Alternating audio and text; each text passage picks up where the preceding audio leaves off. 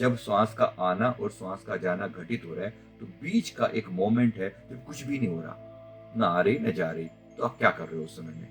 उस समय में जो आप कर रहे हो उसी का नाम इस दो मोड़ों के द्वारा उपलब्ध हो।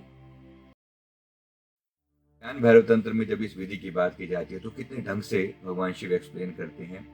विधि नंबर 3 और विधि नंबर 4 में दोनों को मैं एक एक करके बताता हूँ। 3 में जब कहा कि श्वास नीचे से ऊपर की ओर मुड़ती है और ऊपर से नीचे की ओर मुड़ती है, इन दो मोड़ों के द्वारा उपलब्ध हो। इस मुड़ने में क्या राज है, क्या राज है, क्या सीक्रेट है जिसके द्वारा कह रहे हैं कि तुम उपलब्ध हो जाओगे, तुम परमात्मा को पालोगे? कौन परमात्मा, कैसे पालोगे, कैसे पालोगे?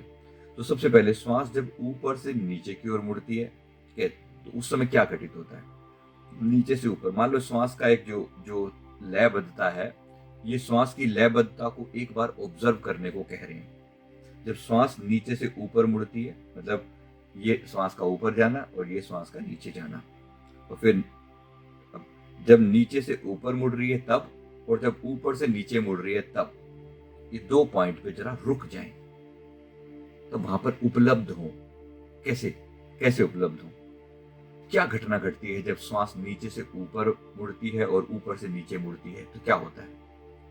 कुछ क्षण के, एक सेकंड के कुछ हिस्से में आप कोई श्वास नहीं ले रहे हैं। उस समय में श्वास को लिया, इनहेल किया, तो जब आप ऊपर से नीचे मुड़ रही है, अब ये जो मुड़ रही है, ये मोड़ है। श्वास ले रहे हैं नहीं कहा उन्होंने कहा मुड़ रही है। उन्होंने कहा श्वास को ले रहे हैं, श्वास लिया और ये नीचे तक गया, और नीचे तक गया तो वहां पर जाकर फिर नीचे से ऊपर की ओर मुड़ा, फिर आपने श्वास छोड़ना शुरू किया। तो जब श्वास को छोड़, उस दौरान क्या घटना घटी? उस दौरान आप कुछ समय के लिए आप ठहरे, एक ठहराव को अंदर अगर आप फील कर पाए, एक ठहराव है, एक मोमेंट है। जब श्वास का आना और श्वास का जाना घटित हो रहा है तो बीच का एक मोमेंट है जब कुछ भी नहीं हो रहा, ना आ रही ना जा रही, तो आप क्या कर रहे हो उस समय में? उस समय में जो आप कर रहे हो उसी का नाम इस दो मोड़ों के द्वारा उपलब्ध हो। सीधा सीधा इस मोड़ पर ठहर जाएं। तो अब क्या करेंगे, जरा ठहर कर देखें। सांस को इनहेल करें। ध्यान कहां लगाना है इस दौरान? ध्यान को यहां लगाइए, चेस्ट के सेंटर में। ऐसे देखिए जैसे आप भीतर देख रहे हैं, ऐसे इस दो मोड़ पर जरा ध्यान टिकाना।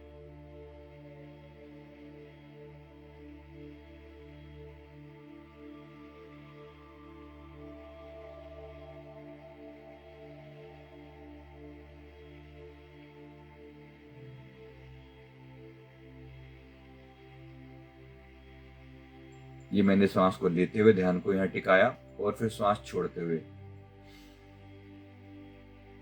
सांस नीचे तक गई, उसको नाभि के नीचे तक जाता हुआ फील करें। कहां? नाभि के नीचे जाता हुआ फील करें। और वहां जब अगली श्वास भरने लगे तो रुक जाएं। वेट वेट वेट, वहां थोड़ा सा रुक जाएं। क्या घटना घटेगी वहां पर?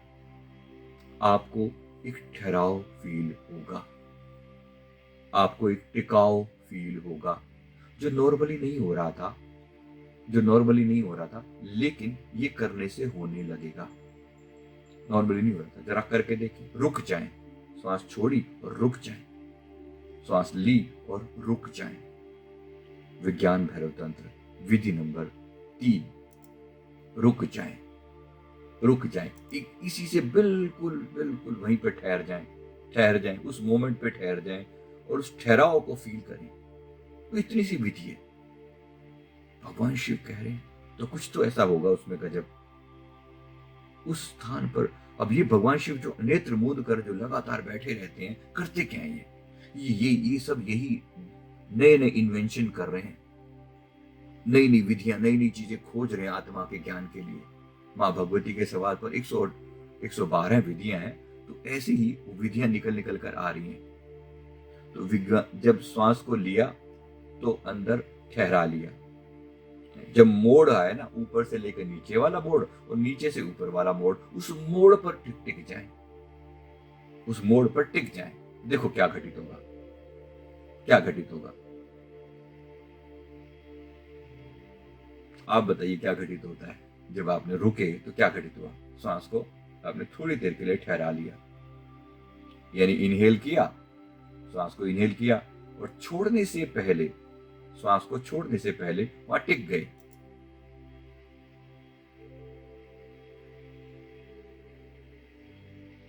ध्यान को यहां लगाया। क्या वहां पर कुछ है? कोई विचार है वहां पर? कोई विचार नहीं, कोई विचार नहीं। थोड़ी देर के लिए उसको ऑब्जर्व करते जाएं बस। सारा गेम श्वास के साथ जुड़ा हुआ है, क्योंकि भगवान बुद्ध ने भी यही किया। सारा खेल विपश्यना के साथ जोड़ दिया, या आनापानसति जोड़ दिया। आनापानसति क्या? सांसों को आने और जाने को देखना। इसी से थोड़ा सा और गहरा प्रयोग किया तो कहा विपश्यना। पश्यना मतलब देखना, विपश्यना विशेष रूप से पश्यना यानी देखना। बस हम भी यही कर रहे हैं कि भगवान शिव की विधि और भगवान बुद्ध की विधि में कोई फर्क नहीं है, ऑलमोस्ट सेम है, ऑलमोस्ट, सिर्फ शब्द इधर उधर है। अब विशेष रूप से देखें, सांस को भीतर लिया,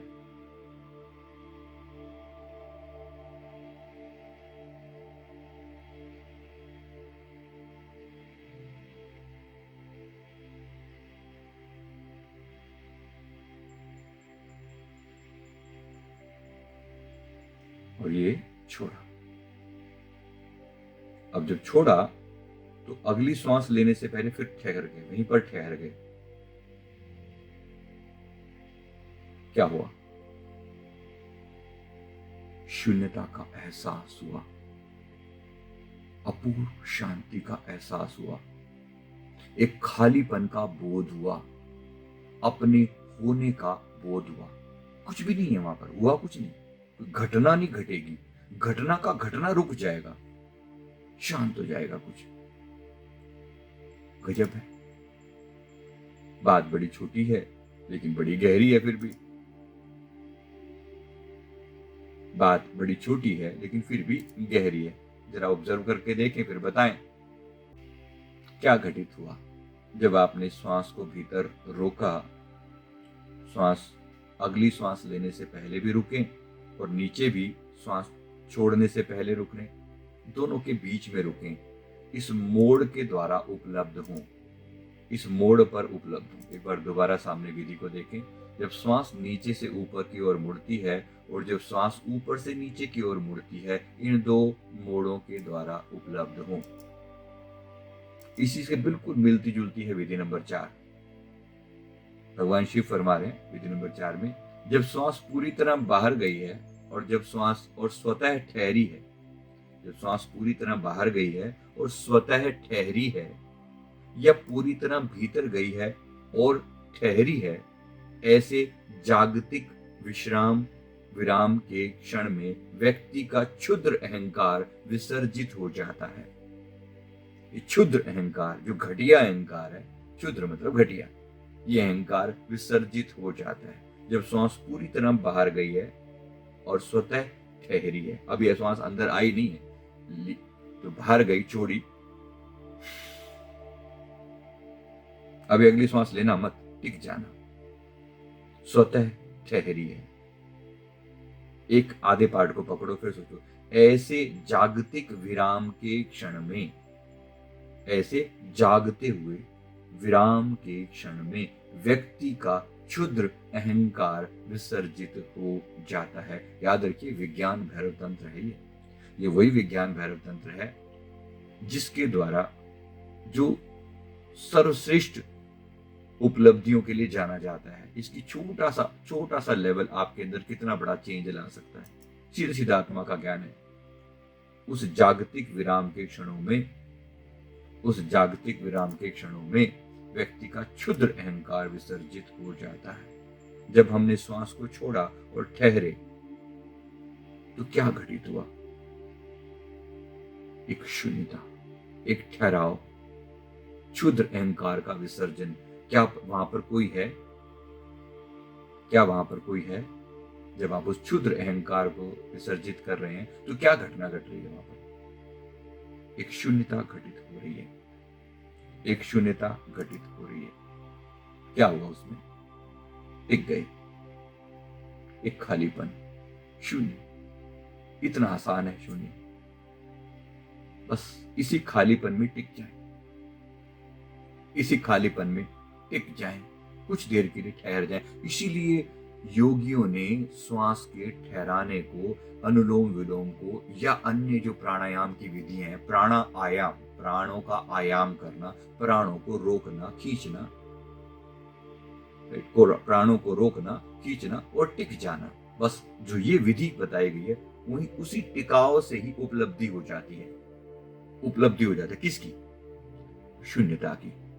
बाकी सारे ध्यान की विधियां क्या करने के लिए? शून्य होने के लिए।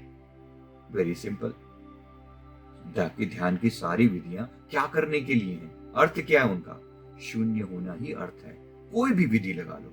जब हम तेजी से, अगर आपको सीधी सीधे अनुभव ना, थोड़ी देर के लिए ब्रीद आउट कर लो, सांस को जोर से बाहर,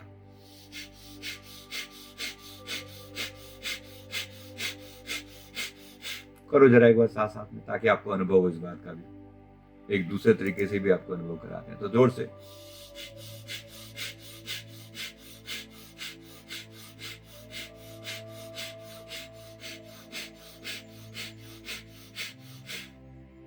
इस श्वास का, जोर से श्वास को छोड़ी लिया, श्वास का लेना और छोड़ना। अब योगी तो अपने श्वास को कई कई मिनटों तक भी रोक सकते हैं। आप थोड़ा सा प्रैक्टिस करें तो आपको बात समझ में आ जाएगी धीरे धीरे करके। देखो, उपलब्धि का अर्थ यही है कि हम उस समय शून्यता को जान सकें, खालीपन को जान सकें, और ये पाए कि मेरा क्षुद्र अहंकार कहाँ गया उस समय में। क्षुद्र अहंकार क्या कहाँ गया? अहंकार ने ही सारा खेल रोक रखा है। किसी शायर ने खूब कहा, न होती गर खुद ही हम में, जो तू था वही हम थे। न होती गर खुद ही हम में, तो जो तू था वही हम थे। ये पर्दा किस लिए डाला है यारम दरमिया तूने? ये यार, हे मेरे मित्र, ये बीच में पर्दा किस बात का डाल दिया तूने? ये पर्दा किस बात का? ये अहंकार का पर्दा है। मैं हूं, ये अहंकार का पर्दा। जैसे ही मैं उस अवस्था में आया जहां शून्यता घटित हुई, जहां खालीपन घटित हुआ, खालीपन में मैं कहां और तू कहां? खालीपन में मैं कहां और तू कहां? क्या गैप है वहां पर? कोई गैप नहीं है वहां पर। शून्यता घटित हो गई। मेरा खालीपन और तुम्हारा खालीपन क्या अलग है? भीतर का खालीपन और बाहर का खालीपन क्या अलग है? बिल्कुल नहीं। शून्यता घटित हो गई। मेरा खालीपन तुम्हारे खालीपन के जैसा अनुभव में आया। बड़ा गजब है। इतना सिंपल, इतना सिंपल, बस इतना ही। शून्यता का घटित होना। जरा ठहर जाएं, ठहर जाएं, ठहर जाएं, ठहर जाएं और शून्यता को फील करें। वहां पर अहंकार का विसर्जन होता है। अहंकार का विसर्जन। वहां पर अपने होने का एहसास अलग नहीं है। एक खालीपन बचा, बस कुछ भी नहीं बचा। और ये कुछ भी ना बचना ही, ये वही अवस्था है जो मृत्यु के समय में घटित होती है। जैसे मनुष्य शरीर छूटा, इसी की विधियां आगे भी हैं, आपको और आगे बताएंगे ना, फिर आपको बड़ा बड़ा मजा आने वाला है। मैंने इसकी सारी प्रैक्टिस करी है। जापान में रहता, खूब टाइम ही टाइम हुआ करता था। शाम को ऑफिस से घर आ गए, बस कुछ है ही नहीं करने को, बैठे विधियों के ऊपर ट्रायल चल रहे हैं। इससे आसानी, उससे तरीका, ये तरीका, और लगाते हैं आपको, धीरे धीरे और भी बताएंगे विधियां। पहले ये करके देखो। इतना सिंपल, इतने प्यार से अपनी शून्यता को अनुभव करना। और मजे की बात, जो मेरी शून्यता है, जो वो उसकी शून्यता से अलग है क्या? जो बाहर का शून्य है और जो भीतर का शून्य है, क्या ये अलग है? एक ही है। यही है आत्मा। जो भीतर का शून्य है वो आत्मा, जो बाहर का शून्य परमात्मा। आत्मा का परमात्मा से मिलन होना, आत्मा का परमात्मा से मिलन होना। थोड़ी देर के लिए मेरा शून्य उसके शून्य में लीन हो गया, मेरे होने का एहसास खत्म हो गया, बूंद सागर में समा गई। कबीर साहब फरमाते हैं, हेरत हेरत हे सखी रहा कबीर हेराए। ढूंढते ढूंढते हे सखी मैं धीरे धीरे खुद ही खो गया। फिर कहा, बूंद समानी समुद्र में अब की तहेरी जाए। अब शून्यता शून्यता में समा गई, अब कहां जाएं? अब कहीं जाने को बचा ही नहीं। बूंद का आखिरी डेस्टिनेशन आ गया। जब ये मन भाग रहा था, इसका एक ठहराव बिंदु आ गया, इसका एक ठहराव बिंदु आ गया। आपके आया कि नहीं आया? इतना प्रयास करने से क्या हुआ? बात इतनी मजेदार है, ये इतने प्यार से उपलब्धि की जा सकती है। वीडियो को लाइक कर दें भाई, ऐसे नहीं, मजा से नहीं आएगा ऐसे बात। ठोक दे जरा लाइक एक फटाफट। इतना आसान है विचारों को शांत करना, ये मत समझे कोई ज्यादा मुश्किल नहीं है, इतना ही आसान है, इतना ही आसान है। और थोड़ा सा एक टेक्निक लगाई, और भगवान शिव फरमा रहा है, तो जाहिर सी बात है, स्वयं भू है वो, स्वयं से भू, स्वयं से प्रकट हुए स्वयं भू। वो जब कह रहे हैं तो कुछ तो कह रहे होंगे। हमारी ही चेतना का दूसरा नाम शिव है, आपकी चेतना का दूसरा नाम शिव है। शिव, शिवत्व, मेरा शिवत्व भीतर से कह रहा है, जरा सुन ले उसकी बात। कितनी गहरी बात कही होगी, टिक जाए बस। वहां पर व्यक्ति का क्षुद्र अहंकार विसर्जित हो जाए, मैं ना रहूं। जो ये मेरे अलग होने का एहसास है कि मैं फलाना, मैं ढिमका, ये क्षुद्र अहंकार, मैं किसी का पिता, मैं किसी का भाई, मैं किसी का पति, मैं किसी का बेटा, मैं किसी का ये, मैं किसी का, ऐसी स्त्रियों का अपना अहंकार है, मैं किसी की पत्नी, किसी की बेटी, किसी की बहन, किसी की माँ, वो क्षुद्र अहंकार है। या मैं गाड़ी वाला, या मैं रिक्शे वाला, या मैं मेरा बड़ा घर या छोटा घर, या ब्राह्मण या शूद्र या वैश्य या बनिया या फलाना या ढिमका, ये जितने भी हैं ये क्षुद्र अहंकार है। क्षुद्र अहंकार विसर्जित हो गए। कहाँ शून्यता? इस शून्यता में क्या बचा? इस शून्यता में क्या बचा? कुछ भी नहीं बचा, केवल शून्य बचा। मृत्यु के बाद ऐसा ही शून्य व्याप्त हो जाएगा। लोग पूछते क्या अनुभव होता है? मर के देखा है मैंने, मर के देखा है। पिछली बार भी मरे थे, अभी भी जब मौका मिलता है मर जाते हैं। यानी शरीर से अलग हो जाने का एहसास बड़ा आसान है।